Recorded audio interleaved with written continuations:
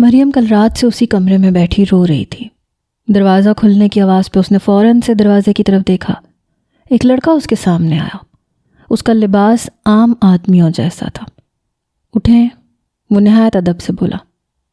نہیں، وہ خود میں سمٹنے لگی۔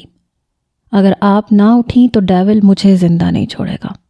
مجھے اس کا حکم ہے کہ آپ کو کسی اچھے کمرے میں لے جاؤں۔ لیکن کہاں لے جانا ہے مجھے؟ وہ ابھی بھی رو رہی تھی۔ بس ایک کمرے سے دوسرے کمرے تک، لڑکے نے جواب دیا۔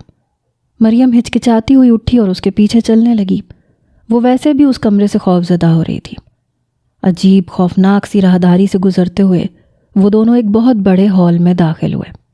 بہت سے لڑکے شرٹ اتارے جم کرنے میں مصروف تھے۔ کوئی گنز کو صاف کر رہا تھا، کوئی کلہاڑی کو تیز کر رہا تھا۔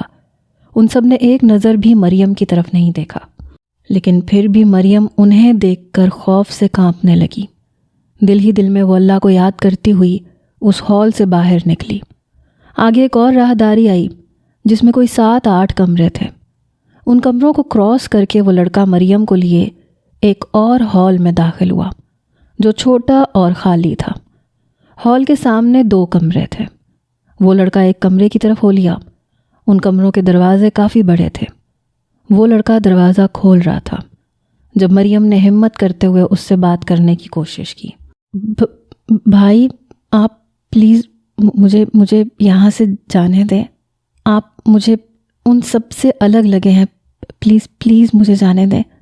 میرے لیے سب بہت پریشان ہو رہے ہوں گے۔ مریم اس کے آگے ہاتھ جوڑ کے گڑ گڑائی۔ لڑکے نے دروازہ کھول کے مریم کی طرف رخ کیا۔ آپ کو کیسے لگا کہ میں اچھا ہوں؟ اس نے سوال کیا۔ آپ سے مجھے اتنا ڈر نہیں لگ رہا۔ ہال میں لڑکے کا کہا گونجا۔ مریم حیرت سے اس کی طرف دیکھنے لگی۔ وہ میں ہی تھا جو آپ کو اٹھا کے یہاں لایا تھا۔ اس کی بات سنتے مریم حیرت زدہ اسے دیکھتی رہ گئی۔ یہ ہمیں ڈیول کا حکم تھا، اور ڈیول کی حکم عدولی سمجھو ہماری موت ہے۔ اندر جائیں۔ اس نے مریم کا راستہ صاف کیا۔ مریم کا جسم خوف سے کانپنے لگا۔ مردہ قدموں سے وہ کمرے کے اندر داخل ہوئی اور لڑکے نے دروازہ باہر سے لاک کیا۔ یا اللہ، یہ میرے ساتھ کیا ہو رہا ہے؟ وہ زمین پر بیٹھ کے رونے لگی۔ مریم زمین پہ بیٹھی رو رہی تھی جب اس کو کمرے کے باہر قدموں کی آواز آئی۔ وہ تیزی سے اٹھی، آس پاس کوئی چیز ڈھونڈنے لگی۔ اس ٹیبل پہ پڑا ایک قیمتی گلدان نظر آیا۔ وہ گلدان اٹھائے دروازے کے پیچھے چھپ گئی۔ دروازہ کھلا۔ ٹک ٹک ٹک۔ ڈیول کمرے میں داخل ہوا۔ وہی سیاہ لباس، سر پہ ہوڈی لیے، پینٹ کی پاکٹس میں ہاتھ ڈالے وہ کھڑا ہو گیا۔ میری، مائے میری، کہاں ہو تم؟ وہ پراسرار سی آواز نکالے اسے پکار رہا تھا۔ مریم کے ہاتھ پاؤں کانپنے لگے۔ اس نے ہمت کرتے ہوئے قدم آگے بڑھایا۔ جیسے اس نے اپنا گلدان والا ہاتھ اونچا کیا، ڈیول بجلی کی تیزی سے مڑا اور میری کا گلدان والا ہاتھ پکڑے اسے دیوار کے ساتھ لگا دیا۔ مریم کا سانس پھولنے لگا۔ اس نے ایک کوشش کی تھی اور وہ بھی ناکام ہو گئی۔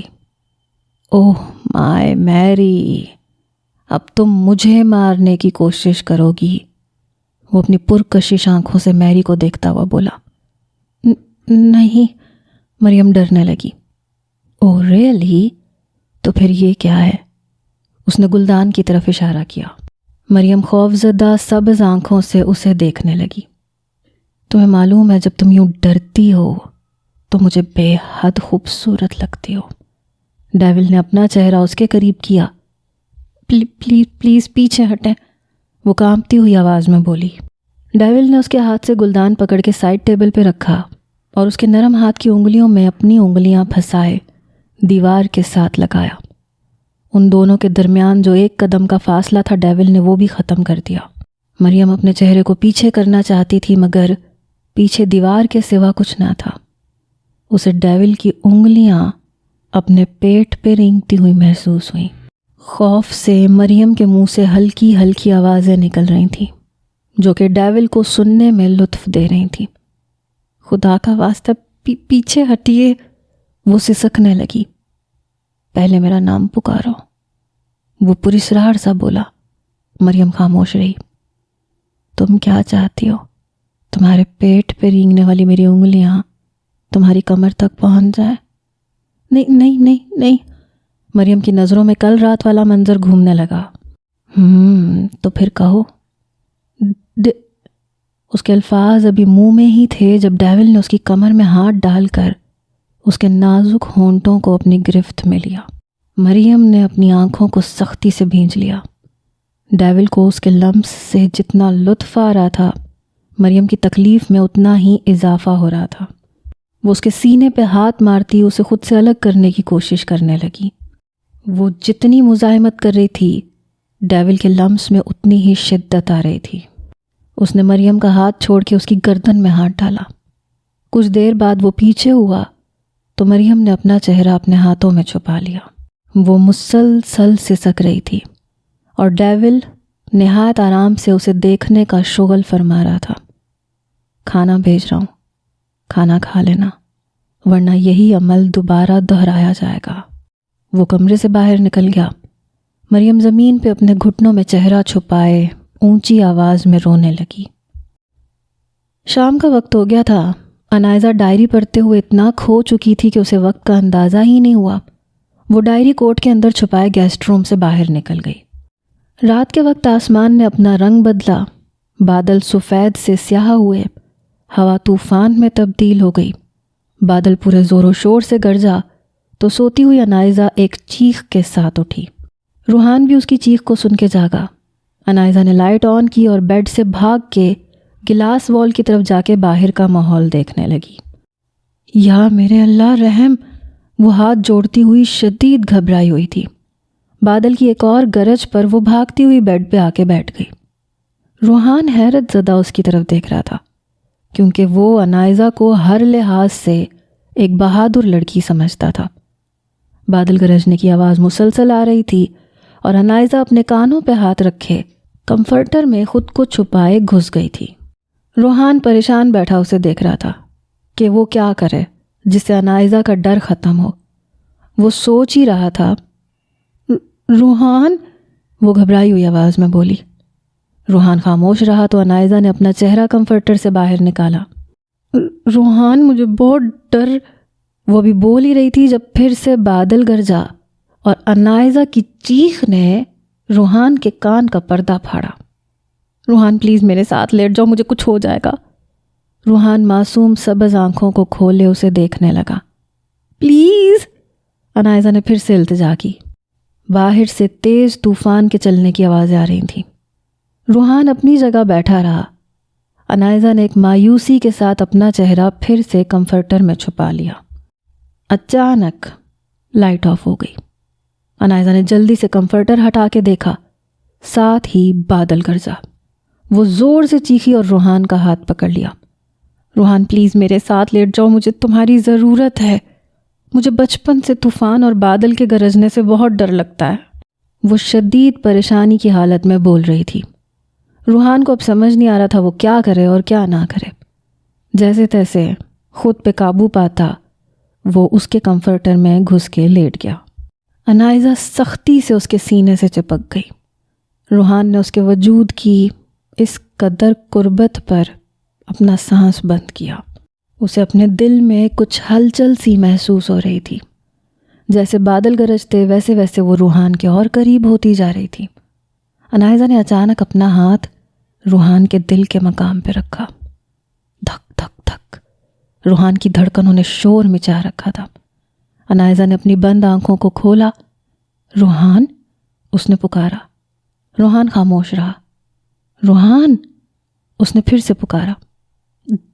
جی جی، اس نے جواب دیا۔ تمہارا دل؟ وہ خاموش ہوئی۔ اس کی بات سن کے روحان کے دل نے مزید اسپیڈ پکڑی۔ بادل گرجنا بند ہو گئے تھے۔ اب باہر زور و شور سے بارش ہو رہی تھی۔ انائزہ تو پرسکون ہو گئی تھی مگر روحان کا حال برا تھا۔ روحان، اس نے ایک بار پھر پکارا۔ اس بار بھی روحان خاموش رہا۔ روحان، جی، آخر اس نے جواب دیا۔ ایک بات پوچھوں؟ جی۔ تمہیں میں کیسی لگتی ہوں؟ انائزہ نے رک کے کہا۔ روحان پریشان ہونے لگا، اب وہ اسے کیا جواب دے؟ نہ کہے تو یہ جھوٹ ہوگا اور انائزہ کو بھی اچھا نہیں لگے گا، اور اگر ہاں کہے تو اس کے دل کی بات انائزہ کو معلوم ہو جائے گی۔ بتاؤ نا روحان، وہ پھر سے بولی۔ پتہ نہیں، آخر روحان نے جواب سوچ ہی لیا۔ مجھ سے نہیں پوچھو گے کہ تم مجھے کیسے لگتے ہو؟ نہیں، روحان فٹ سے بولا، کیونکہ وہ جانتا تھا انائزہ کی فیلنگز کو۔ کیوں؟ وہ پھر سے بولی۔ پتہ نہیں، اس نے نہایت معصومیت سے کہا۔ اگلے ہی پل وہ روحان پہ حاوی ہو گئی۔ انائزہ کے اس عمل پہ روحان کا جسم ساکت ہو گیا۔ ابھی تو اندھیرا تھا، اس نے شکر ادا کیا، ورنہ روشنی میں اس کا نہ جانے کیا حال ہوتا۔ انائزہ، روحان نے آج پہلی بار اس کا نام لیا تھا۔ انائزہ کو اس کی آواز میں اپنا نام آج پہلی بار اتنا خوبصورت لگا۔ کیا تم نے میرا نام لیا؟ اس کی آواز میں خوشی تھی۔ روحان خاموش رہا۔ پلیز ایک بار اور کہو۔ روحان کی طرف سے اس بار بھی خاموشی تھی۔ اس نے اندھیرے میں روحان کے چہرے پہ ہاتھ پھیرتے ہوئے اس کی پیشانی سے بال ہٹا کر اپنے ہونٹ وہاں رکھے۔ انائزہ، وہ پھر سے بولا۔ اب انائزہ کے ہونٹ اس کے ایک رخسار پر تھے اور پھر دوسرے رخسار پر۔ روحان کبھی کسی انسان کے اتنا قریب نہیں آیا تھا کہ ان کے درمیان ذرا سا بھی فاصلہ نہ ہو، اور یہاں تو پھر بھی بات کسی اور ہی قسم کی تھی۔ انائزہ نے روحان کی تھوڑی کو نرمی سے چوما تو روحان نے اسے کندھے سے پکڑ کے اس کا چہرہ پیچھے کیا۔ انائزہ، مت کرو۔ وہ دھڑکتے دل پر بامشکل قابو پا رہا تھا۔ انائزہ نے اس کا ہاتھ ہٹایا اور اس کے ہونٹوں پہ جھکی۔ روحان کے پاؤں تلے سے زمین نکل گئی۔ وہ کیا کر رہی تھی اسے کچھ سمجھ نہیں آ رہا تھا۔ اسے اس بارے میں کچھ بھی معلوم نہیں تھا۔ بس جو کچھ بھی تھا وہ روحان کو اس وقت ایسے محسوس ہو رہا تھا، ایسے جیسے اس نے پہلے کبھی محسوس نہیں کیا۔ انائزہ نرمی سے اپنا لمس چھوڑ رہی تھی۔ اس نے ایک ہاتھ روحان کے دل کے مقام پہ رکھ لیا۔ روحان نے اسے ہٹانے کی کوشش کی، لیکن اسے اس وقت خود کا بھی ہوش نہیں تھا۔ اسے اپنی جان نکلتی ہوئی محسوس ہو رہی تھی۔ کچھ دیر بعد وہ سانس لینے کے لیے پیچھے ہوئی تو روحان فوراً پلٹا اور انائزہ بیڈ پہ جا گری۔ روحان، اس نے خمار بھری آواز سے پکارا۔ انائزہ، پلیز نہیں کرو۔ وہ تیز تیز سانس لے رہا تھا۔ ڈر لگ رہا ہے کیا؟ نہیں۔ تو پھر کیوں نہیں آتے میرے قریب؟ مجھے نہیں معلوم۔ میں اچھی نہیں لگتی کیا؟ روحان خاموش رہا۔ پلیز بتاؤ روحان۔ ایسی بات نہیں ہے۔ تو کیسی بات ہے؟ اچھی لگتی ہو، اس نے اعتراف کیا۔ تو پھر اپنا حق استعمال کیوں نہیں کرتے؟ مجھے اس بارے میں کچھ بھی نہیں معلوم۔ کیا؟ انائزہ کی حیرت سے آنکھیں کھلی تھیں۔ روحان خاموش رہا۔ تمہیں نہیں پتا رومانس کیا ہوتا ہے؟ نہیں، وہ بے حد معصومیت سے بولا۔ تم نے کبھی لو اسٹوری مووی نہیں دیکھی کیا؟ وہ کیا ہوتا ہے؟ اس بار پہلے سے بھی زیادہ معصومیت۔ روحان، آر یو سیریس؟ لاؤنج میں اتنا بڑا ٹی وی ہے، تم نے کبھی نہیں دیکھا؟ یا پہلے نہیں تھا؟ میرا مطلب کہ میرے آنے پہ لایا گیا ہے۔ جی۔ اف، انائزہ نے اپنا ماتھا پکڑا۔ لیکن تم کیوں نہیں دیکھتے؟ انائزہ نے پوچھا۔ ٹی وی میں انسان ہوتے ہیں، وہ گھبرایا ہوا بولا۔ تو کیا ہماری لائف ایسی ہی چلتی رہے گی؟ روحان خاموش رہا۔ کل تم میرے ساتھ رومانٹک سی مووی دیکھو گے اور انکار بالکل نہیں چلے گا، آئی سمجھ؟ جی۔ اس نے ہاں تو کر دی مگر پریشان بھی بہت تھا۔ لائٹ آ گئی اور باہر موسم بھی صاف ہو چکا تھا۔ انائزہ نے لائٹ آف کی اور روحان کو ہگ کیے سونے لگی۔ کچھ دیر تک انائزہ سو چکی تھی مگر روحان کو جان کے لالے پڑے ہوئے تھے۔ سورج کی پہلی کرن نے کمرے میں اپنی آمد کا احساس دلایا۔ انائزہ آنکھیں مسلتی ہوئی اٹھی، گلاس وال کی طرف دیکھا۔ واو، آج تو دھوپ نکلی ہے۔ وہ اچھل کے بیڈ سے اتری اور پوری گلاس وال سے کرٹنز کو پیچھے کیا۔ پورا کمرہ روشنی سے نہا گیا۔ روحان نے آہستہ سے آنکھیں کھولیں اور اٹھ کے بیٹھا۔ گڈ مارننگ مائی سویٹ ہبی، اس نے روحان کی طرف پیار سے دیکھ کے کہا۔ روحان نے نظریں جھکا لیں۔ انائزہ واش روم میں گھس گئی۔ اس کے جانے کے بعد روحان ہلکا سا مسکرایا۔ آج میں مارکیٹ جاؤں گی، کمرے کے لیے نیو فرنیچر لینا ہے اور تمہارے لیے شاپنگ بھی کرنی ہے۔ ناشتے کی ٹیبل پہ ناشتہ کرتے ہوئے انائزہ نے روحان کو کہا۔ روحان خاموشی سے ناشتہ کرتا رہا۔ عقیلہ، تم میرے ساتھ چلو گی؟ اچھا بیگم صاحبہ، اس نے جواب دیا۔ ناشتے کے بعد انائزہ روحان کو پکڑے لان میں لے آئی۔ کتنے دن بعد دھوپ نصیب ہوئی ہے، وہ خوشی سے بازو پھیلائے بول رہی تھی۔ روحان ادھر بیٹھو، وہ زمین پہ جہاں ہری بھری گھاس اگی ہوئی تھی وہاں بیٹھ کے بولی۔ روحان خاموشی سے اس کے ساتھ بیٹھ گیا۔ تمہیں پتہ ہے روحان، کالج میں میری ایک دوست تھی، اس کا نام تانیہ تھا۔ ہم فری پیریڈ میں یوں ہی گراؤنڈ میں بیٹھ کے بہت ساری باتیں کرتے تھے۔ اب نہ جانے وہ کیسی ہوگی، پتہ نہیں اس کی بھی میری طرح شادی ہو گئی ہوگی یا نہیں۔ وہ باتیں کرتی کرتی اداس ہو گئی۔ روحان غور سے اس کی طرف دیکھ رہا تھا۔ اس کا نمبر نہیں ہے؟ روحان نے اس کی بات پہ رد عمل دینا ضروری سمجھا۔ نہیں، جب میں یہاں آئی تھی تو میرے موبائل میں سم نہیں تھی، شاید پاپا نے نکال لی ہوگی۔ وہ خاموش ہوئی۔ وہ تو مجھے بھول ہی گئے ہیں، ایسے تو کوئی دشمن کی بیٹی کے ساتھ بھی نہیں کرتا ہوگا جس طرح انہوں نے میرے ساتھ کیا ہے۔ انائزہ کی آنکھوں سے آنسو ٹپکنے لگے۔ روحان کو سمجھ نہیں آ رہا تھا کہ وہ اسے کس طرح سے تسلی دے۔ جب سے یہاں آئی ہوں ایک بار بھی پاپا نے کال نہیں کی، یہ بھی خبر نہیں لی کہ ان کی بیٹی مر گئی ہے یا زندہ۔ وہ اسے سکنے لگی۔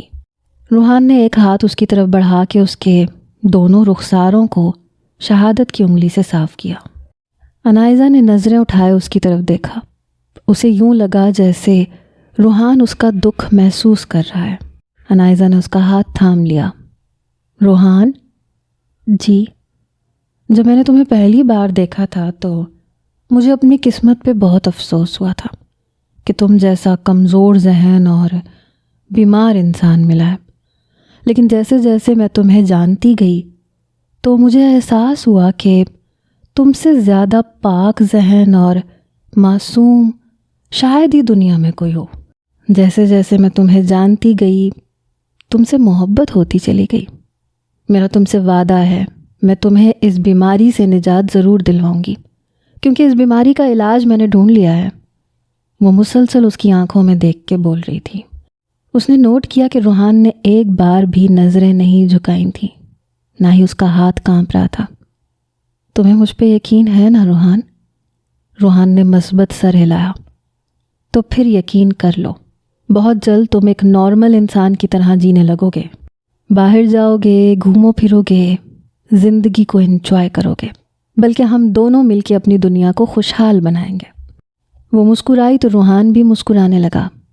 انائزہ کی نظر اس کے ہونٹوں پہ پڑی۔ باریک سرخ ہونٹوں کے نیچے چھوٹا سا سیاہ تل بھی مسکرا رہا تھا۔ Oh my god, how much charming smile you have. اس کی بات پہ روحان نے شرماتے ہوئے نظریں جھکا لیں۔ انائزہ نے اچھا سا فرنیچر گھر ڈیکور کروایا تھا۔ روحان اور اپنے لیے خوب ساری شاپنگ کی تھی۔ رات ہونے سے پہلے پہلے اس نے کمرے میں فرنیچر سیٹ کروا لیا تھا اور اپنی پسند کے ساتھ سیٹنگ کیے اب وہ روحان کو کمرہ دکھانے کا سوچ رہی تھی۔ روحان، انائزہ نے کمرے کے دروازے پہ کھڑے ہو کے آواز لگائی۔ روحان لاؤنج میں صوفے پہ بیٹھا تھا، اٹھ کے سیڑھیاں چڑھنے لگا۔ عقیلہ روحان کے اس اچھے بدلاؤ پہ بہت خوش ہوئی۔ روحان اس کے پاس پہنچا۔ پہلے اپنی آنکھیں بند کرو پھر روم دکھاؤں گی۔ اس کے کہنے پہ بھی روحان بڑے آرام سے آنکھیں مٹکاتا ہوا اسے دیکھ رہا تھا۔ اف ہو، بند کرو بھی، وہ ضدی بنی۔ روحان نے جھجکتے ہوئے اپنی آنکھیں بند کی اور انائزہ نے دروازہ کھولا۔ جب تک میں نہ کہوں آنکھیں نہیں کھولنی، ٹھیک ہے؟ ٹھیک ہے، روحان نے جواب دیا۔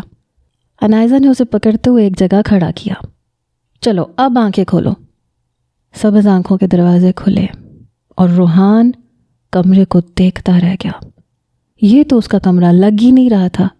خوبصورت قیمتی bed, matching sofa set, modern किस्म का वार्डरोब, गिलास वॉल से लटकते पर्पल कलर के खूबसूरत पर्दे, ज़मीन पे सुर्ख कालीन। रूहान की नज़र बेड से ऊपर दीवार पे पड़ी तो वो हैरान रह गया। रूहान और अनाइज़ा की एक तस्वीर बड़े से फ्रेम में लगाई गई थी। ये? रूहान ने अनाइज़ा की तरफ देखा, क्योंकि उसने तो कभी पिक्स बनवाई ही नहीं थी। हो गए ना शॉक्ड? अनाइज़ा मुस्कुराई। मेरे पास सिर्फ यही नहीं, तुम्हारी और भी बहुत सारी पिक्स हैं। जब तुम किसी चीज़ में मसरूफ़ होते हो तो मैं तुम्हारी पिक्स बना लेती हूँ। रूहान ने आज पहली बार अपनी तस्वीर देखी थी और उसे वो बहुत अच्छी लगी थी, और अनाइज़ा के साथ तो और भी अच्छी लग रही थी। अनाइज़ा ने उन पिक्स को इस तरह से जोड़ा था कि ऐसे लग रहा था जैसे उन दोनों ने एक साथ पिक बनवाई है। रूहान ने पूरे कमरे में नज़र दौड़ाई तो उसे ड्रेसिंग टेबल दिखाई दिया। तुम्हें खुद के अक्स से डर लगता है ना? अनाइज़ा ने कहा। रूहान सर झुका गया। आओ मेरे साथ। वो उसका हाथ पकड़ती हुई ड्रेसिंग टेबल के सामने ले आई। देखो खुद को। मैंने तुमसे ज़्यादा खूबसूरत लड़का अपनी ज़िंदगी में कभी नहीं देखा, और शायद ही कभी देखूं। और इतनी खूबसूरती के बावजूद भी तुम खुद के अक्स से डरते हो। रूहान आईने में उसे बातें करते हुए देख रहा था। अनाइज़ा ने उसके बाजू में अपने बाजू डाले। जब तुम मेरे साथ होते हो मैं मुकम्मल होती हूँ, मुझे किसी और की ज़रूरत नहीं रहती। तो क्यों ना जब मैं तुम्हारे साथ होती हूँ तो तुम भी खुद को मुकम्मल समझो। उसने रूहान के कंधे पे सर रखा। ऐसा ही तो होता है ये रिश्ता। शौहर और बीवी एक दूसरे के बगैर बिल्कुल नामुकम्मल होते हैं, और जब वो एक साथ होते हैं तो एक जान होते हैं। अनाइज़ा की बातें रूहान के दिल पे असर कर रही थीं। वो हैरत से उसकी बातें सुन रहा था। बताओ, अब डर लग रहा है तुम्हें अपने अक्स से? अनाइज़ा ने सवाल किया। रूहान ने खुद का अक्स गौर से देखा और बोला, नहीं। उसके जवाब पे अनाइज़ा मुस्कुराई। अच्छा इधर आओ, अब तुम्हें हमारी शॉपिंग दिखाती हूँ। उसका हाथ पकड़ती वो बेड की तरफ ले आई। वार्डरोब से उसने 10-12 ड्रेसेस रूहान के और 10-12 अपने निकाल के पूरे बेड पे फैला दिए। रूहान की नज़र अभी अपने ड्रेसेस पे थी। वो तो उन्हें देखता ही रह गया। अनाइज़ा ने उसकी आंखों में आने वाली चमक को नोट किया था। रूहान ने बटनों वाली एक रेड शर्ट की तरफ हाथ बढ़ाया और उसे उठा के देखने लगा। ये ज़्यादा पसंद आई है क्या? अनाइज़ा ने पूछा। रूहान ने मुस्कुराते हुए मस्बत अंदाज में सर हिलाया। इसके साथ ये ब्लैक जीन्स की मैचिंग अच्छी रहेगी, चलो अब पहन के दिखाओ। उसने रूहान के हाथ में जीन्स की पैंट पकड़ा दी। रूहान पहले तो उसकी तरफ देखता रहा, फिर पैंट पकड़े वॉशरूम में चला गया। अनाइज़ा अपने ड्रेसेस को देख रही थी। कुछ देर बाद रूहान वॉशरूम से निकला। उसकी नज़र रूहान पे ठहर गई। सुनहरी बाल, सब्ज़ आंखें, दूधिया रंगत, रेड शर्ट उस पर बहुत ज़्यादा अच्छी लग रही थी। You are looking most handsome my हबी। वो उसके करीब आई और उसके बाल अपने हाथों से सेट करने लगी। अब इधर आओ। उसने रूहान को ड्रेसिंग टेबल के सामने खड़ा किया। रूहान को तो आज मालूम हुआ था कि अल्लाह ने उसे कितना हुस्न अता किया है। रूहान ने अनाइज़ा की तरफ अपना रुख किया और झिझकते हुए उसका हाथ पकड़ा। वो उसे बेड की तरफ ले गया जहाँ उन दोनों के ड्रेसेस पड़े थे। रूहान ने ब्लैक कलर की मैक्सी उठा के उसके हाथ में दे दी। अनाइज़ा ने मुस्कुराती आंखों से उसकी तरफ देखा। वो समझ गई थी उसका मतलब, मगर उसके मुंह से सुनना चाहती थी। क्या? अनाइज़ा ने आईब्रो उचकाए। तुम ये पहनो, रूहान आहिस्ता से बोला। अनाइज़ा ने मुस्कुराते हुए उसके हाथ से मैक्सी पकड़ी और वॉशरूम में चली गई। रूहान बेड पे बैठा उसका इंतज़ार करने लगा। अनाइज़ा कुछ देर बाद बाहर निकली, पाँव तक आती ब्लैक मैक्सी, जिसमें अनाइज़ा की फ़िगर की बनावट बहुत खूबसूरती से वाज़े हो रही थी। बालों का जूड़ा बना के एक लट गर्दन में लटकाए नंगे पाँव वो बाहर निकली। रूहान उसे मबहूत सा देखता हुआ खड़ा हो गया। वो नंगे पाँव चलती हुई रूहान के करीब आके खड़ी हुई।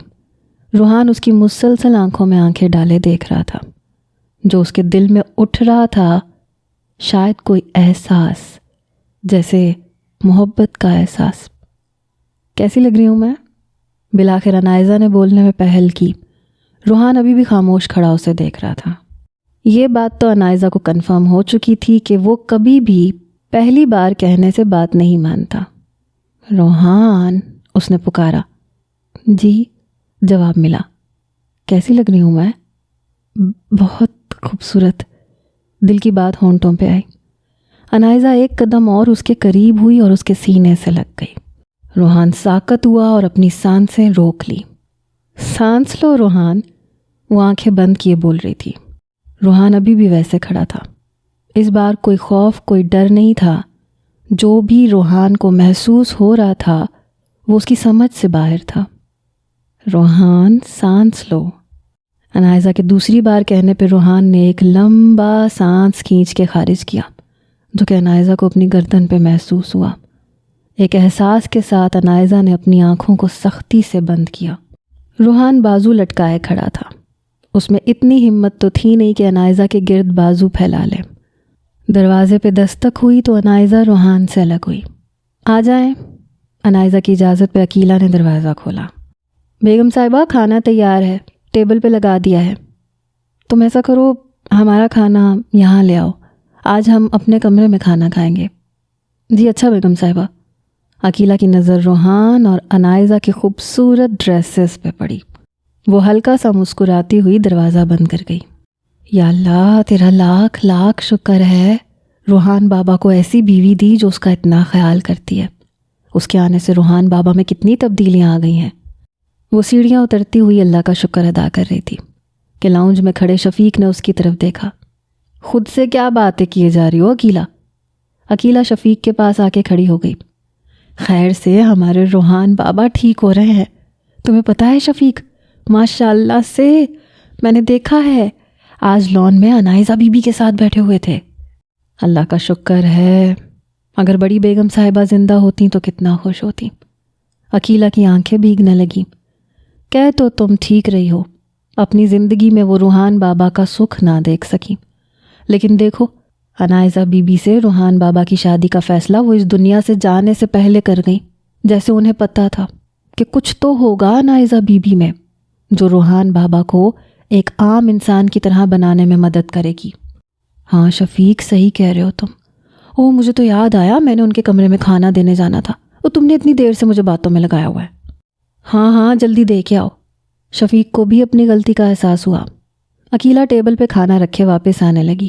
جب انائزہ نے اسے کچھ اشارہ کیا، وہ آنکھوں کی زبان سے اچھا کہتی ہوئی باہر چلی گئی۔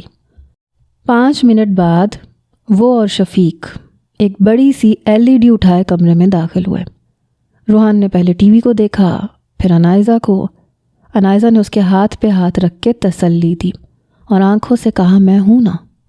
ٹی وی رکھنے کے بعد وہ دونوں چلے گئے اور انائزہ نے روحان کو کھانا کھانے کا کہا۔ کچھ دیر تک وہ دونوں کھانا کھانے سے فارغ ہوئے۔ تمہیں یاد ہے نا، کل رات میں نے تم سے کہا تھا تم میرے ساتھ رومانٹک مووی دیکھو گے؟ انائزہ نے روحان کی طرف مسکراتے ہوئے دیکھ کے کہا۔ روحان اس کی آنکھوں میں دیکھتا رہا مگر خاموش رہا۔ ادھر آ کے بیٹھو۔ وہ بڑے سے صوفے پہ بیٹھ گئی جہاں سامنے ٹی وی تھا۔ روحان خاموشی سے اس کے ساتھ بیٹھ گیا۔ وہ ڈر رہا تھا مگر اس نے انائزہ سے کچھ نہیں کہا۔ انائزہ نے انگلش مووی لگائی اور روحان کے کندھے پہ سر رکھ لیا۔ مووی کے سٹارٹ ہوتے ہی روحان نے کپ کپاتی پلکوں کی باڑ کو آنکھوں پہ گرایا اور آنکھیں موندے بیٹھ گیا۔ چونکہ انائزہ کا سر روحان کے کندھے پہ تھا، اس لیے وہ نہیں دیکھ سکتی تھی کہ روحان آنکھیں موندے بیٹھا ہے۔ ڈر تو نہیں لگ رہا نا؟ 2 منٹ بعد انائزہ نے پوچھا۔ نہیں۔ آنکھیں بند کیے ہوئے روحان نے نہایت آرام سے جواب دیا۔ 10 منٹ تک مووی چلتی رہی۔ اب اس میں فرینچ کسنگ کا سین آیا۔ انائزہ ہلکا سا مسکرائی، روحان کا ہاتھ پکڑ لیا۔ کیسا لگ رہا ہے؟ انائزہ نے پوچھا۔ اچھا۔ اس کی آنکھیں ابھی تک بند تھیں۔ انائزہ کو حیرانگی ہوئی کہ فرینچ سین پہ روحان کا کوئی رد عمل کیوں نہیں آیا۔ اسے تو ان باتوں کا پتہ نہیں تھا۔ انائزہ نے سر اٹھا کے اس کی طرف دیکھا اور حیرت سے اسے دیکھتی رہ گئی۔ اس نے پکارنے کے لیے لب کھولے تھے لیکن پھر ذہن میں کچھ آتے ہوئے خاموش ہو گئی۔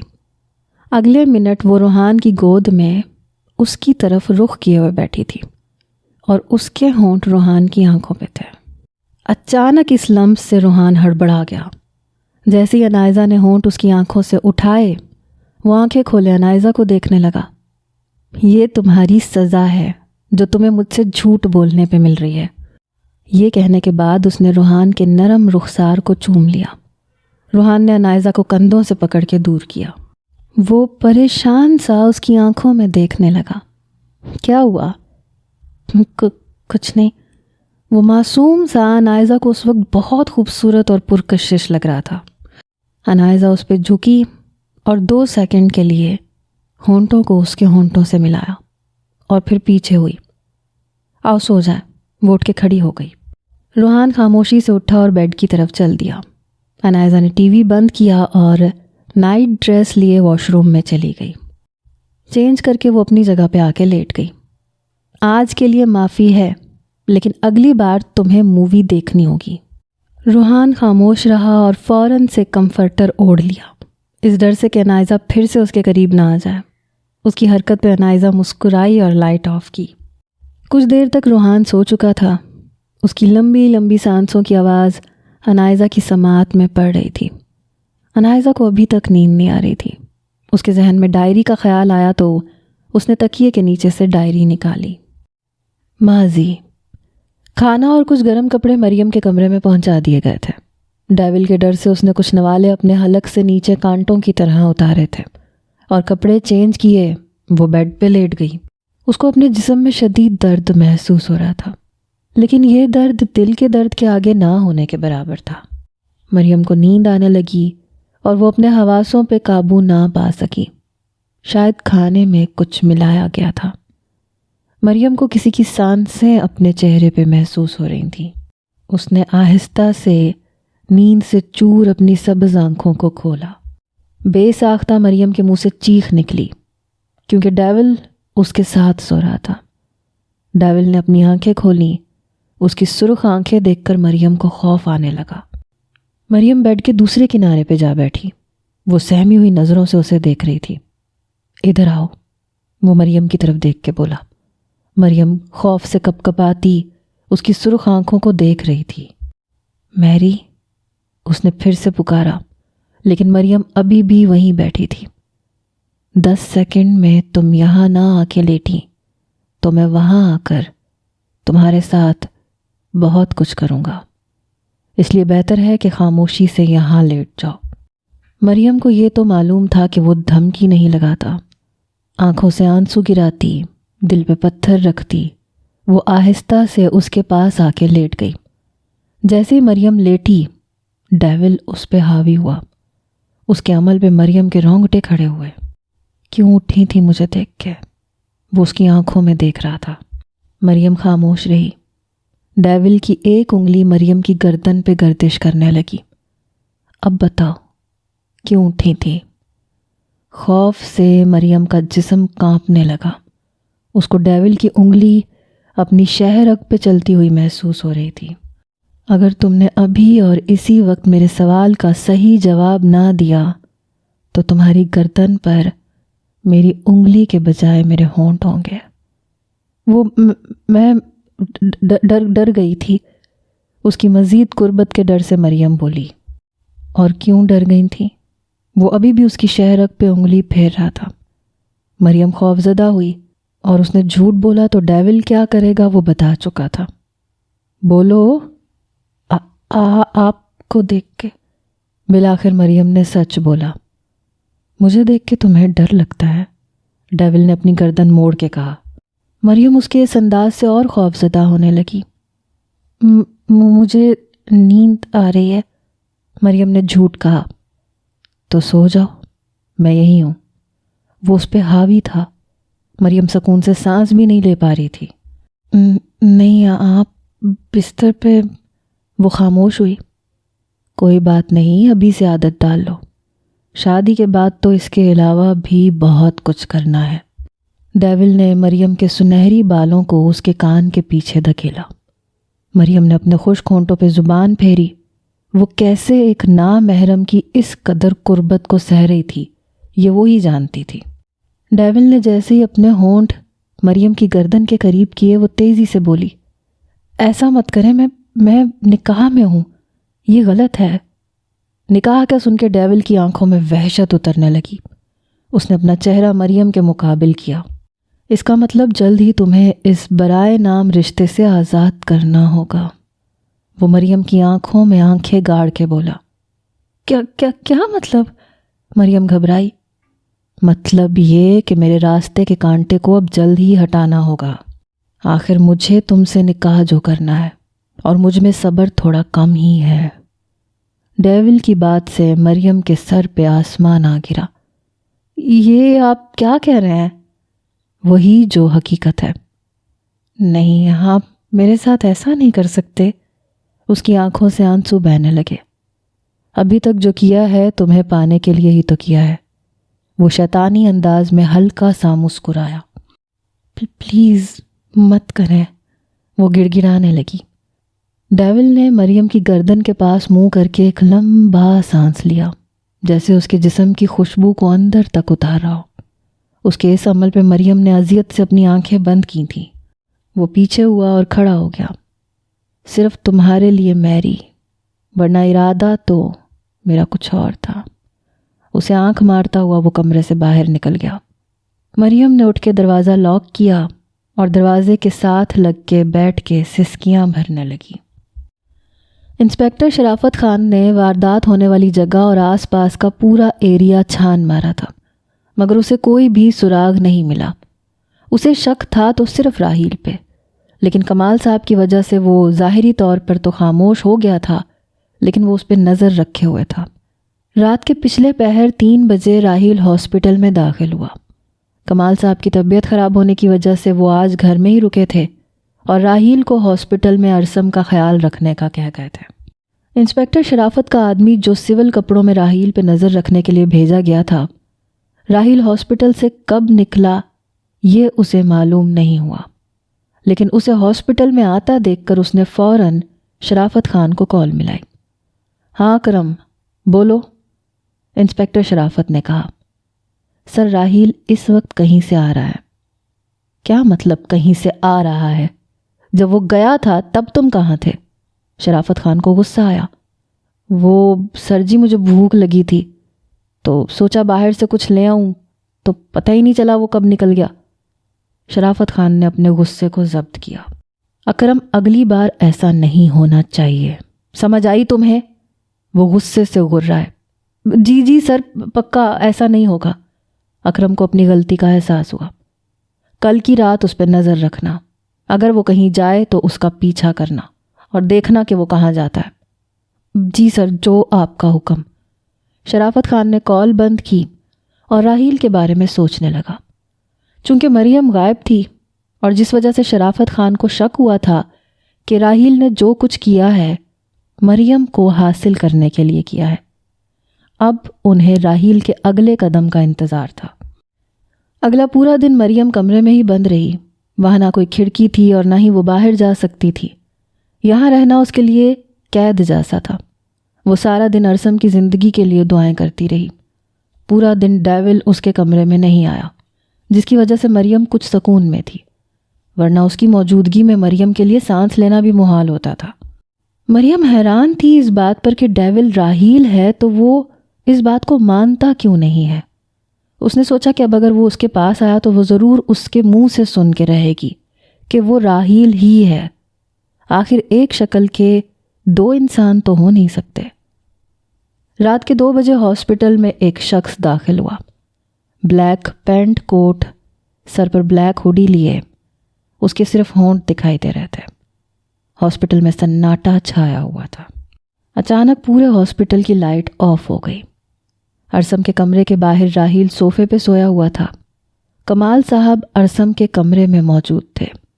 انہوں نے راحیل کو گھر جانے کا کہا تھا، مگر اس نے ضد کی کہ وہ اپنے ارسم بھائی کو چھوڑ کے کہیں نہیں جائے گا۔ ہاتھ میں لائٹر لیے وہ شخص بے آواز قدموں سے راحیل کے پاس سے گزر کے ارسم کے کمرے کے باہر کھڑا ہوا۔ آہستہ سے دروازے کا ہینڈل گھوما اور وہ شخص کمرے کے اندر داخل ہوا۔ اس شخص نے پورے کمرے میں لائٹر گھمایا اور سوئے ہوئے کمال صاحب کو دیکھا۔ اب روشنی کا رخ ارسم کی طرف تھا۔ ارسم کا سر پٹیوں سے جکڑا ہوا تھا اور وہ بے جان سا بستر پہ لیٹا تھا۔ وہ شخص آگے بڑھتا ہوا ارسم کے قریب آیا۔ اس نے بستر سے تکیا اٹھایا، ارسم کے منہ پہ رکھا۔ ابھی اسے تکیا رکھے ہوئے کچھ پل ہی ہوئے تھے کہ کمرے کا دروازہ کھلا اور راحیل اندر داخل ہوا۔ کون ہو تم؟ وہ چلایا۔ اس شخص نے لائٹر بند کیا اور ارسم سے دور ہٹا۔ کمال صاحب نے راحیل کی آواز سنی تو جلدی سے اٹھ کے بیٹھے۔ راحیل کیا ہوا اور یہ اندھیرا کیوں ہے؟ کمال صاحب پریشانی سے بولے۔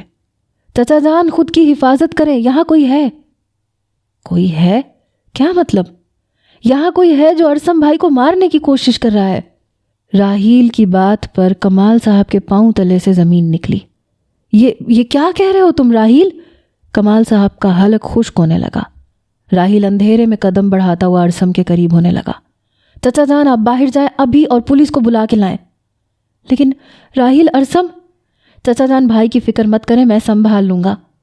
کمال صاحب چلنے لگے تو اچانک کسی نے ان کو جکڑ لیا۔ راحیل مجھے بچاؤ، وہ چلائے۔ چچا جان؟ راحیل اندھیرے میں ان کی آواز سنتا ہوا ان کی طرف بھاگا کہ وہ اس شخص کی کمر سے جا لگا۔ راحیل نے اس شخص کو مضبوطی سے پکڑ لیا۔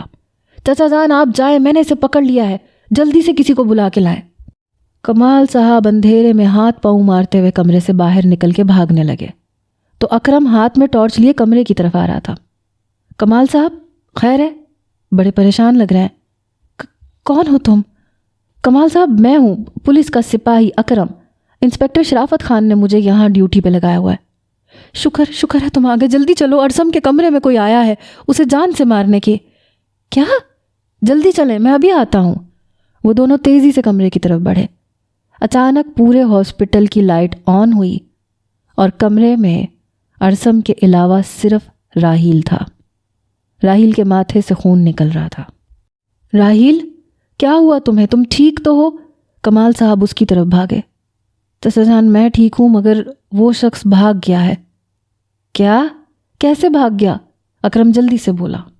کمال صاحب ارسم کی طرف بھاگے، دیکھنے لگے کہ وہ ٹھیک ہے یا نہیں۔ ارسم کی سانسیں چل رہی تھیں۔ انہوں نے شکر ادا کیا۔ اندھیرا تھا، اس نے مجھے دھکا دیا، میرا سر دیوار پہ لگا اور وہ بھاگ نکلا۔ راحیل اپنے ماتھے سے خون صاف کرنے لگا۔ کمال صاحب آپ نے اس آدمی کو دیکھا تھا کیا؟ چونکہ اکرم خود یہاں راحیل کی جاسوسی کے لیے آتا تھا اس لیے صرف راحیل کی بات پہ یقین کرنا اس کے لیے ناممکن تھا۔ ہاں اس شخص نے مجھے پکڑا تھا، پھر راحیل نے مجھے اس سے چھڑوایا۔ یہاں واقعی کوئی شخص آیا تھا۔ اچھا، اب اکرم سوچ میں پڑ گیا۔ ٹھیک ہے، میں تھانے چلتا ہوں اور انسپکٹر صاحب کو ساری بات بتاتا ہوں۔ لیکن اگر وہ شخص پھر سے آ گیا تو؟ کمال صاحب پریشان ہو گئے۔ پریشان مت ہوں، ابھی تو وہ نہیں آئے گا، اکرم کہتا ہوا کمرے سے باہر نکل گیا۔ راحیل کے سر پہ پٹی بندھی تھی، اس کے ساتھ کمال صاحب اور ان کے سامنے شرافت بیٹھا ہوا تھا۔ اکرم نے شرافت خان کو پوری بات بتا دی تھی لیکن اسے ابھی بھی راحیل ہی مشکوک لگ رہا تھا۔ جی تو شروع سے بتائیں۔ اس نے راحیل کی طرف دیکھا۔ راحیل نے سوالیہ نظروں سے اس کی طرف دیکھا۔ ہاں، اکرم نے مجھے مختصر سی بات بتائی تھی، آپ بتائیں کیسے وہ شخص آیا، کیسے آپ نے اسے دیکھا، کیسے پکڑا اور کیسے وہ آپ کے مضبوط بازوؤں سے آزاد ہو گیا۔ راحیل کو انسپکٹر پہ غصہ آ رہا تھا، وہ ہر بار کی طرح ابھی بھی اسی پہ شک کر رہا تھا۔ میں آپ کو بتاتا ہوں۔ آپ نہیں کمال صاحب۔ کمال صاحب ابھی بولے ہی تھے کہ شرافت خان نے انہیں ٹوک دیا۔ اس شخص کو آتے ہوئے تو راحیل صاحب نے دیکھا ہے، تو یہی بتائے گا کہ کیا ہوا تھا۔ راحیل نے اپنا غصہ ضبط کیا اور بات شروع کی۔ راحیل نے پوری بات شرافت خان کو بتا دی اور شرافت خان خاموشی سے اس کی بات سنتا رہا۔ ٹھیک، میں اب چلتا ہوں، ارسم کی سیکیورٹی کے لیے 2 آدمی بھیج دیتا ہوں۔ شرافت خان کو راحیل پہ ابھی بھی شک تھا کیونکہ اس کے مطابق وہ شخص راحیل کا ہی آدمی تھا، لیکن ابھی تک شرافت خان کے ہاتھ کوئی ثبوت نہیں لگ رہا تھا۔ دوپہر کا کھانا دینے کے لیے مریم کے کمرے میں ایک شخص داخل ہوا اور کھانا رکھ کر باہر نکل گیا۔ مریم جائے نماز پہ بیٹھی نماز پڑھنے کے بعد دعا مانگ رہی تھی۔ یا اللہ، میرے ارسم کی حفاظت کرنا اور مجھے یہاں سے نجات دلا۔ وہ روتی ہوئی اللہ سے دعا مانگ رہی تھی جب اس کی نظر دروازے پہ پڑی۔ دروازہ کھلا دیکھ کے وہ بھاگتی ہوئی دروازے کے پاس پہنچی۔ اس نے دروازہ کھول کے دیکھا تو وہ کھلا ہوا تھا۔ حیرت اور خوشی کے مارے وہ پاگلوں کی طرح بار بار دروازے کو دیکھ رہی تھی۔ ہوش آنے پر وہ کمرے سے باہر نکل گئی۔ دادو، انائزہ کو روحان کے نیند میں بڑبڑانے کی آواز آئی تو اس نے ڈائری بند کی اور روحان کے قریب ہوئی۔ دادو، وہ تیز تیز سانسیں لیتا ہوا دادو کہہ رہا تھا۔ روحان، انائزہ نے اس کے چہرے سے کمفرٹر اٹھا کے اسے پکارا۔ روحان، اس کے دوسری بار پکارنے پہ بھی وہ ہوش میں نہیں آیا۔ انائزہ نے اسے کندھے سے پکڑ کے ہلایا۔ روحان، اس کے پکارتے ہی روحان نے آنکھیں کھولی اور حواس باختہ سا انائزہ کی طرف دیکھنے لگا۔ تم ٹھیک ہو؟ انائزہ نے پوچھا۔ روحان پہلے تو اس کی طرف دیکھتا رہا، پھر انائزہ کے قریب ہوا اور اپنا چہرہ اس کی گردن میں چھپا لیا۔ انائزہ اس کے بالوں میں ہاتھ پھیر کے اسے ریلیکس کرنے لگی۔ اسے اتنا تو معلوم ہو چکا تھا کہ روحان نے کوئی برا خواب دیکھا ہے۔ روحان نے انائزہ کو یوں جکڑا ہوا تھا جیسے اسے کھو دینے سے ڈر رہا ہو۔ کچھ دیر بعد روحان پرسکون ہو چکا تھا۔ انائزہ کی انگلیاں بھی اس کے بالوں میں چل رہی تھیں۔ روحان، اس نے نہایت پیار سے پکارا۔ جی، وہ آہستہ سا بولا۔ ڈر گئے تھے؟ جی۔ برا خواب آیا تھا کیا؟ جی۔ کیا دیکھا تھا؟ دادو چھوڑ کے جا رہی تھیں۔ انائزہ کو اپنی گردن میں روحان کے آنسو محسوس ہونے لگے۔ اچھا، تم پریشان مت ہو، میں ہوں نا تمہارے ساتھ۔ تم بھی چھوڑ گئی تو؟ روحان کی بات سن کے انائزہ نے اس کا چہرہ اپنے مقابل کیا۔ ایسا کبھی نہیں ہو سکتا، اس بات کو اپنے دماغ سے نکال دو، وہ روحان کی طرف دیکھتے ہوئے بولی۔ روحان پریشان سا اس کی طرف دیکھ رہا تھا جب انائزہ نے اس کی پیشانی پہ اپنے لب رکھے۔ روحان نے سکون سے آنکھیں بند کی۔ انائزہ روحان کو سینے سے لگائے لیٹ گئی اور ایک ہاتھ سے لیمپ آف کر دیا۔ چمکتے ہوئے سورج کی کرنوں سے کمرہ روشن ہوا۔ انائزہ اور روحان آنکھیں مسلتے ہوئے نیند سے بیدار ہوئے۔ گڈ مارننگ، انائزہ نے مسکرا کے کہا۔ روحان بھی اس کی طرف دیکھ کے ہلکا سا مسکرایا۔ روحان اٹھ کے بیٹھا تو انائزہ نے اس کا ہاتھ پکڑا۔ کہاں جا رہے ہو؟ فریش ہونے، اس نے اپنی گردن موڑ کے انائزہ کو دیکھ کے کہا۔ میں بھی آؤں؟ اس نے روحان کو آنکھ ماری۔ اس کی بات پہ روحان اپنی معصوم آنکھوں کو کھولے اس کو دیکھنے لگا۔ اس کے دیکھنے کے انداز پہ انائزہ کو ہنسی آنے لگی۔ مذاق کر رہی ہوں میرے انوسینٹ حبی؟ اس نے روحان کے رخسار کو ہاتھ کے انگوٹھوں سے کھینچا۔ روحان نے اپنا چہرہ آگے کیا اور انائزہ سے چھپ کے شرمانے لگا۔ انائزہ کو شک ہوا۔ وہ تیزی سے اٹھ کے بیٹھی اور اس کی طرف دیکھا۔ اوہ ہو، تو شرمایا جا رہا ہے، وہ مسکراتے ہوئے بولی۔ اپنی چوری پکڑے جانے پہ روحان نے اپنا منہ ایسا سیریس بنایا جیسے شرمانے کا پتہ ہی نہ ہو۔ وہ نہایت آرام سے اٹھا اور واش روم میں گھس گیا۔ اس کی اداکاری پہ انائزہ نے لب دانتوں تلے دبایا۔ روحان، انائزہ پورے گھر میں روحان کو آوازیں لگاتی ہوئی اسے ڈھونڈ رہی تھی۔ روحان، کدھر ہو تم؟ بیگم صاحبہ، روحان بابا باہر درختوں کے پاس ہیں۔ اچھا، لیکن وہاں کیا کر رہا ہے وہ، اور وہ بھی اکیلا؟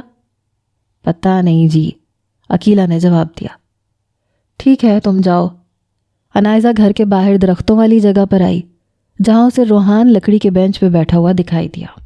روحان، میں پورے گھر میں تمہیں ڈھونڈ رہی تھی اور تم ہو مجھے بنا بتائے یہاں بیٹھے ہو۔ انائزہ اس کے ساتھ بینچ پہ بیٹھ گئی۔ روحان خاموش بیٹھا رہا۔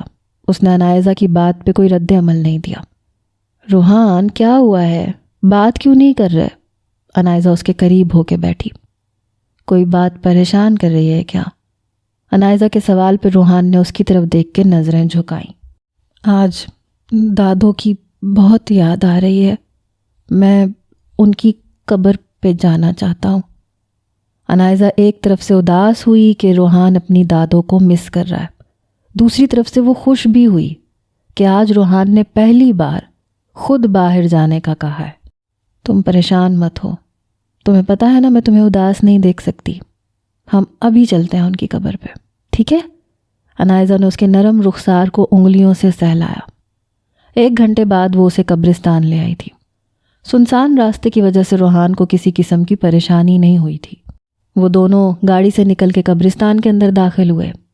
कब्रों पर नाम पढ़ते हुए और कुछ अकीला ने समझाया था, जिस वजह से उन्हें जल्द ही दुर्दाना बेगम की कब्र मिल गई। रोहान अपनी दादों की कब्र को देख के रोने लगा और ज़मीन पे बैठ गया। अनायज़ा ने कुछ देर तक उसे रोने दिया ताकि वो दिल का बोझ हल्का कर सके, फिर उसे कंधों से पकड़ के खड़ा किया। बस रोहान, अब मैं तुम्हें और रोता हुआ नहीं देख सकती। उसने हाथ से रोहान के आंसू साफ किए। अनायज़ा ने उसका हाथ पकड़ा। तुम अकेले नहीं हो, मैं हूं तुम्हारे साथ और हमेशा तुम्हारे साथ रहूंगी। रोहान कुछ देर उसकी तरफ देखता रहा। अगले ही पल वो उसके गले लग गया। अनायज़ा ने उसके गिर्द बाजुओं से बाड़ की। कुछ देर तो वो दोनों यूं ही खड़े रहे। फिर अनायज़ा ने उसे कंधों से पकड़ के अलग किया। अब ये क्यूट सा जो फेस लटकाया हुआ है, इसे सीधा करो, वो मुस्कुराते हुए बोली। रोहान भी उसकी बात पे हल्का सा मुस्कुरा दिया। चलो तुम्हें कहीं लेके जाती हूँ। कहाँ? रोहान ने पूछा। सरप्राइज, अनायज़ा ने मुस्कुरा के कहा और उसका हाथ पकड़ के गाड़ी की तरफ चलने लगी। रोहान अपनी आंखें बंद करो। आधा घंटा ड्राइव करने के बाद अनायज़ा ने कहा।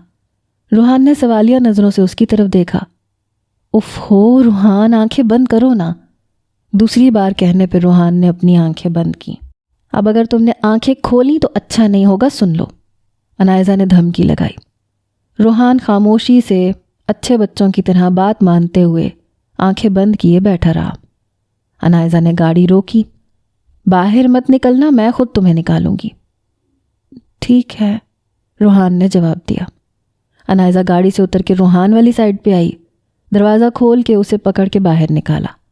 वो बार बार रोहान की तरफ देख रही थी कि कहीं उसने आंखें खोल तो नहीं ली। उसने रोहान को एक जगह खड़ा किया। चलो अब आंखें खोलो। रोहान ने अपनी आंखें खोली तो मबहूत सा उस जगह को देखता रह गया। दूर दूर तक फैला समंदर, तेज हवाएं, जिसकी वजह से पानी की एक के बाद एक उठती हुई लहर उस मंजर को और खूबसूरत बना रही थी। ये बीच है? उसने हैरत से अनायज़ा से पूछा। हाँ, अनायज़ा ने रोहान का हाथ पकड़ा। रोहान फिर से उस मंजर को देखने लगा। वो अपनी जिंदगी में पहली बार बीच देख रहा था। ये बीच की वो जगह है जहां लोग नहीं आते। ये मैंने आज ही नेट पे सर्च किया था। उसकी बात पे रोहान ने अनायज़ा की तरफ देखा। अच्छा लगा ना यहाँ आके? रोहान ने इस बात में सर हिलाया। चलो अब शूज़ उतारो, यहाँ नंगे पांव चलने का अपना ही मज़ा है। उन दोनों ने अपने शूज़ उतारे और रेत पर अपने पांव रखे। धूप अच्छी खासी निकली हुई थी, जिसकी वजह से ठंडी हवाओं का उन पे कोई ख़ास असर नहीं हो रहा था। चलते हुए अनायज़ा ने रोहान के हाथ की उंगलियों में अपनी उंगलियां फंसाई। पता है रोहान, मुझे शुरू से बहुत शौक था कि मैं अपने हस्बैंड के साथ बीच पे आऊँ, खूब इंजॉय करूँ। वहाँ भी है बीच? रोहान ने सवाल किया। हाँ, मैं कराची में रहती थी, वहाँ भी समंदर है। बीच पे बहुत से लोग इंजॉय करने आते थे। मैं भी बहुत बार गई हूँ, कभी बाबा के साथ, कभी तानिया के साथ, और आज तुम्हारे साथ। उसने रोहान की तरफ देखते हुए कहा। आज का दिन मेरे लिए बहुत स्पेशल है। आज हम दोनों बाहर आए हैं और एंजॉय कर रहे हैं। तुम खुश हो ना रोहान? खुश हूँ, रोहान मुस्कुराया। अनायज़ा मुसलसल बातें कर रही थी, मगर रोहान उसकी बातें कम और उसकी तरफ देखने पे ज़्यादा तवज्जो दे रहा था। तेज़ हवाएं अनायज़ा के बाल बार बार उसके चेहरे पे ला रही थीं और वो उन्हें पकड़कर बार बार पीछे कर रही थी। उसके बाल फिर से आगे आए, मगर इस बार अनायज़ा ने उन्हें पीछे नहीं किया और बातें करती रही। रोहान पहले तो उसकी तरफ देखता रहा, फिर खुद ब खुद उसका हाथ अनायज़ा की तरफ बढ़ा। उसने अनायज़ा के बालों को उसके चेहरे से पीछे किया और फिर उसके रुखसार पर हाथ रखकर उसे देखने लगा। अनायज़ा की चलती ज़ुबान को एकदम से ब्रेक लगी। वो एक कदम रोहान के करीब आई। रोहान उसकी आंखों में देखने लगा। अनायज़ा ने अपना चेहरा रोहान के चेहरे के करीब किया। वो रोहान का रद्द अमल देख रही थी। روحان اس بار پیچھے نہیں ہوا تھا، نہ اس نے اپنا رخ بدلا تھا۔ انائزہ چند سیکنڈ اس کے ہونٹوں کو چوم کر پیچھے ہوئی۔ وہ روحان کی طرف دیکھ رہی تھی۔ روحان آنکھیں بند کیے کھڑا تھا۔ انائزہ نے اس کے دھک دھک کرتے دل پہ ہاتھ رکھا اور پھر سے اس کے قریب ہوئی۔ اس نے اپنے ہونٹوں کو پھر سے روحان کے ہونٹوں سے ملایا۔ کچھ دیر تک اس کی سانسیں اپنے اندر اتارنے کے بعد وہ الگ ہوئی۔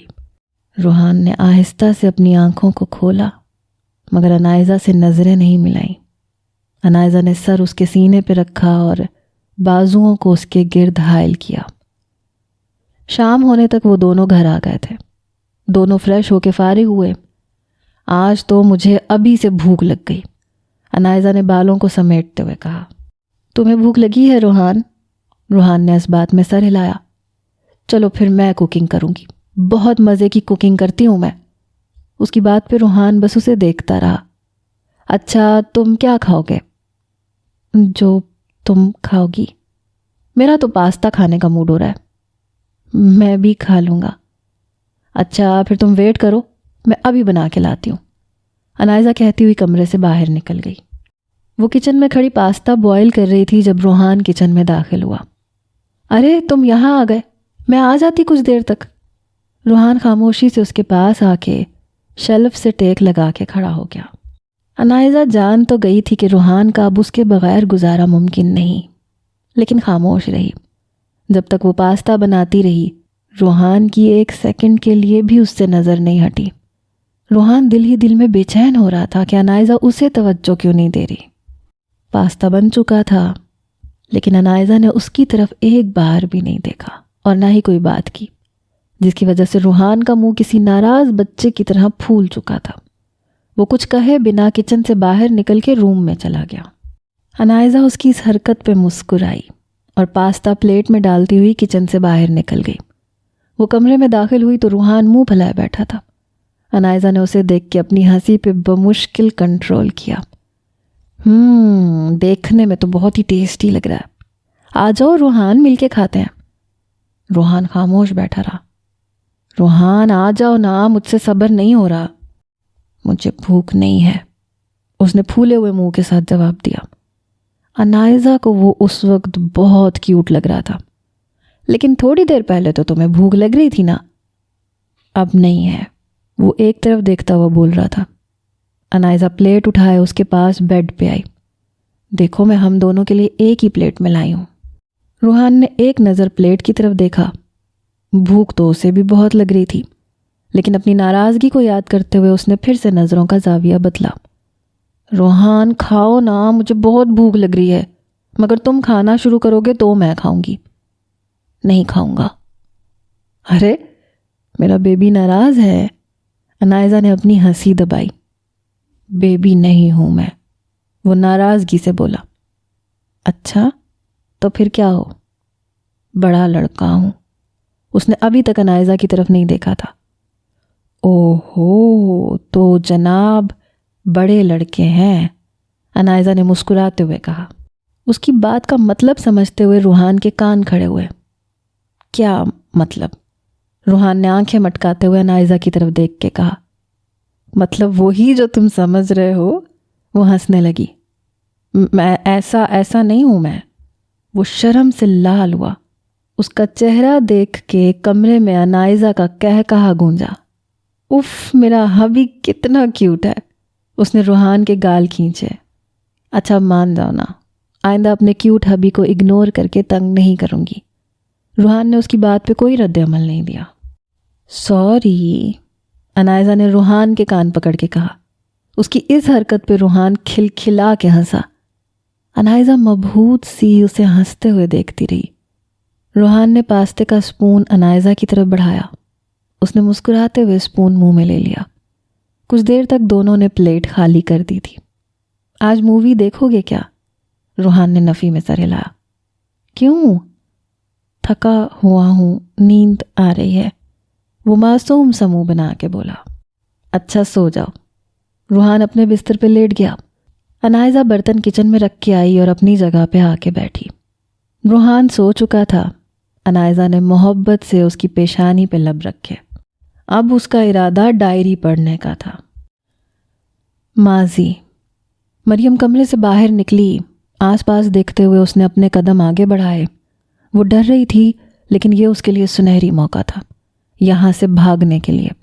اگر وہ اپنے مقصد میں کامیاب ہو گئی تو اس کے سامنے ایک روشن زندگی تھی، اور اگر وہ ناکام ہو گئی تو ہو سکتا ہے کہ ڈیول اسے ساری عمر قید کر کے اس کی زندگی کو سیاہ بنا دے۔ اپنے دوپٹے کو سنبھالتی ننگے پاؤں وہ ہال عبور کر چکی تھی۔ حواس باختہ حالت میں وہ جوتا پہننا بھی بھول چکی تھی۔ اب وہ اس راہداری میں آئی جہاں تقریباً 8 کمرے تھے۔ وہ ڈر رہی تھی کہ کہیں ان کمروں میں سے کوئی نکل نہ آئے۔ بے آواز قدموں سے وہ راہداری سے گزری۔ اب اسے بڑے ہال سے گزرنا تھا جہاں پچھلی بار بہت سے لڑکے جم کر رہے تھے۔ وہ اللہ کو یاد کرتی ہوئے آگے بڑھی۔ پورا ہال خالی تھا۔ مریم کو اپنی آنکھوں پہ یقین نہیں آ رہا تھا۔ شاید قسمت اس پہ مہربان ہونے والی تھی۔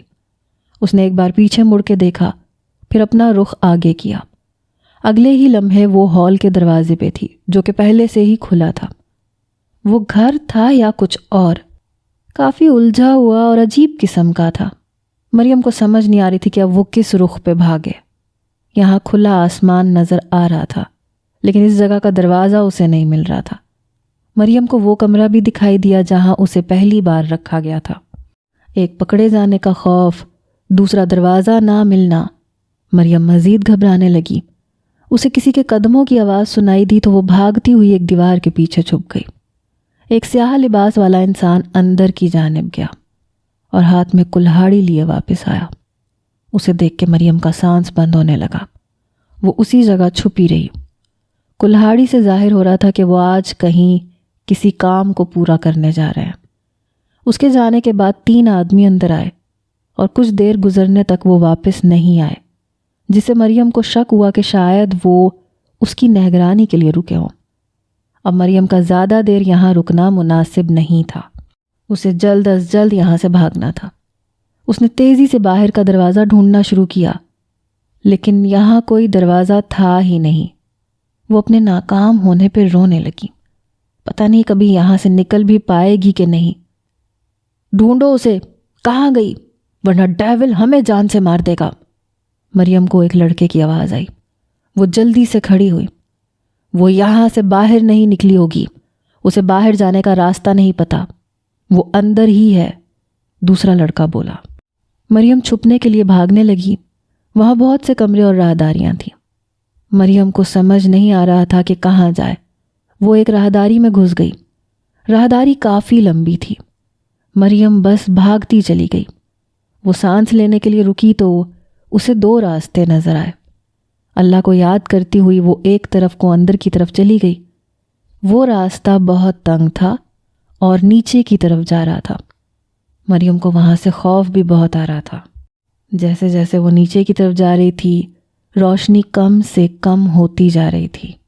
وہ مسلسل اللہ کا ذکر کر رہی تھی۔ وہ راستہ کہیں پر تو آ کے رکنا ہی تھا۔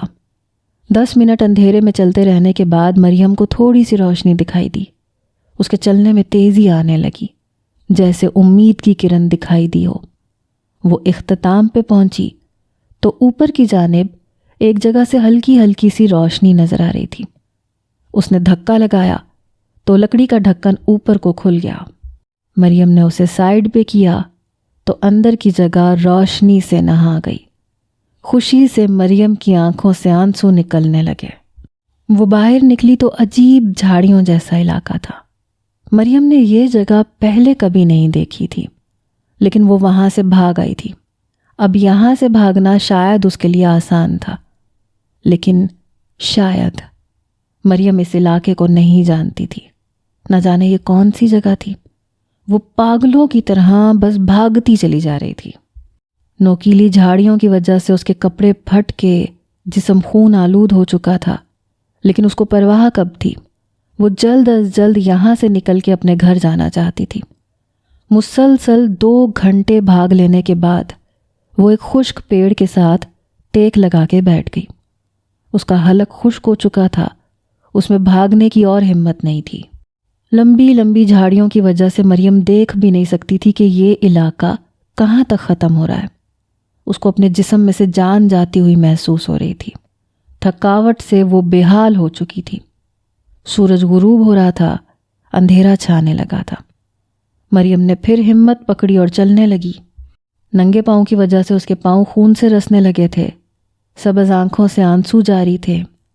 کچھ دیر بعد چلنے کے مریم کی پریشانی میں اضافہ ہوا، کیونکہ یہ جھاڑیوں کا سلسلہ تو ختم ہونے کا نام ہی نہیں لے رہا تھا۔ اب یا تو وہ صحیح راستے پہ تھی یا راستے سے مزید دور جا رہی تھی۔ اندھیرا بھی ہو چکا تھا، جو مریم کے لیے پریشانی کی سب سے بڑی وجہ تھی۔ تنہا وہ گھبرائی ہوئی ایک جگہ ٹھہر گئی۔ اس کی دھیمی دھیمی سسکیاں رات کے سناٹے میں ہلکی ہلکی گونج رہی تھیں۔ وہ نڈھال سی زمین پہ بیٹھ گئی۔ اسے بیٹھے ہوئے ابھی کچھ ہی دیر ہوئی تھی جب اسے دور سے روشنی دکھائی دی، جیسے ٹارچ کی روشنی ہو۔